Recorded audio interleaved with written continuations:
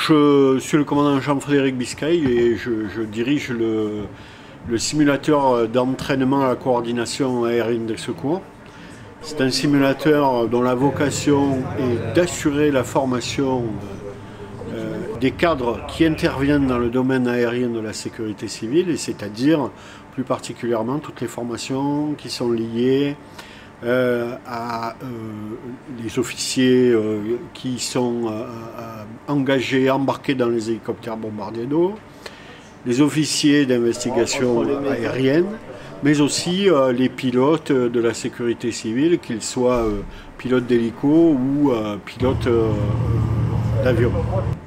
L'objectif n'est pas d'apprendre à piloter, l'objectif c'est de travailler le process opérationnel que l'on met en œuvre entre les moyens aériens et les forces au sol.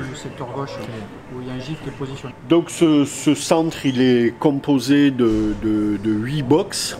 8 box qui travaillent de façon connectée. C'est-à-dire que quand vous volez sur une carte, une map, eh bien, si vous volez à 8, que ce soit en hélico ou en avion, vous allez voler dans le même environnement et vous allez vous rencontrer. Donc c'est un système où chacun joue dans le même univers. Comme l'est la simulation lorsqu'on fait de la formation en feu de forêt ou en inondation, c'est la capacité que la simulation offre à générer de l'immersion. Et la génération d'immersion, ça permet de mieux comprendre. Et pédagogiquement, c'est plus efficace en termes de compréhension. Et l'avantage de la simulation, c'est que pour des process qui sont assez compliqués ou assez précis, ça permet vraiment de le jouer. Et donc, en le jouant, au plus proche de la réalité, on va le mémoriser.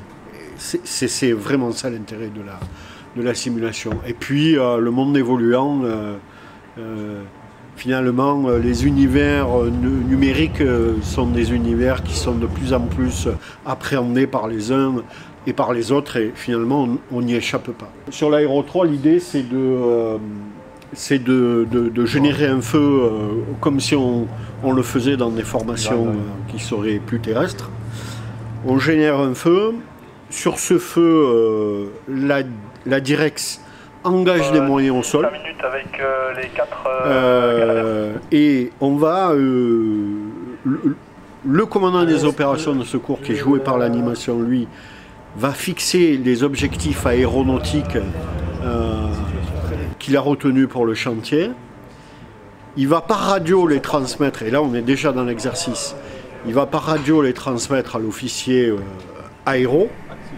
Et cet officier aéro, finalement, son travail sur le scénario, ça va être de dérouler toute l'approche.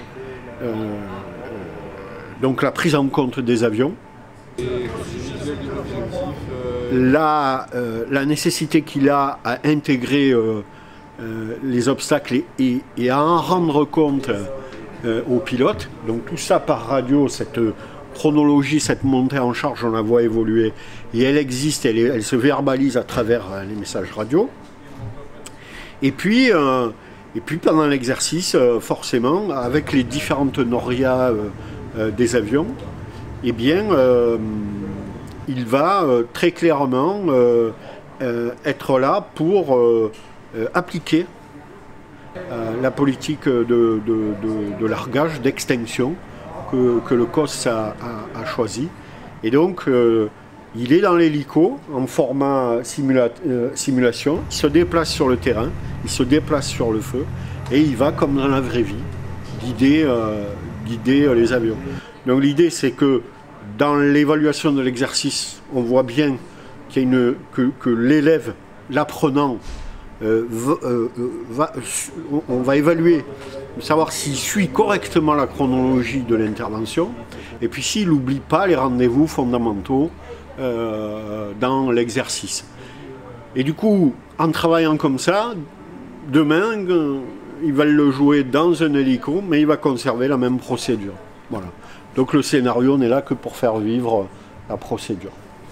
On a fait une première étape, on a fait une on est en train d'essayer de faire franchir la saute à gauche qui est toute seule et les lotissements qui sont sur le bord.